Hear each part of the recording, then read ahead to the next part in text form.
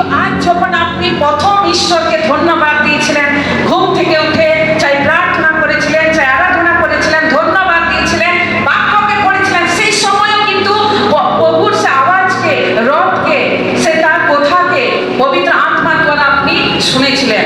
কঠিন না করা, और आज का विषय है मन को कठोर ना करना। সেই সময়ও হৃদয় কঠিন রেখেছিলেন ঈশ্বর। ইসরায়েল জাতির লোকরা পুরাতন নিয়মে যদি দেখা যায়, যাত্রা পুস্তক আপনারা পড়বেন, সেখানে ইসরায়েল জাতি যখন মিশর দেশে বন্দী দশারূপে তারা ছিলেন, সেই সময় ইসরায়েল জাতির লোক নিজের হৃদয়কে কঠিন করে রেখেছিলেন। ঠিক আজকের দিনও প্রভুর লোকেরা নিজের হৃদয়কে কঠিন করে রেখেছেন। আজ কতজন ঈশ্বরের রবকে শুনে এসেছেন? কতজন?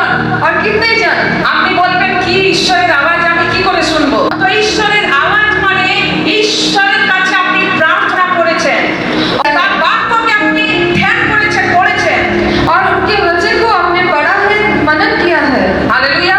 हालेलुया। পবিত্র আত্মার পরিচালনা আপনি পেয়েছেন। আপনি কোন দর্শনকে পেয়েছেন, চাই ঈশ্বরের দাসের মাধ্যমে, চাই ভবিষ্যবাণীর দ্বারা।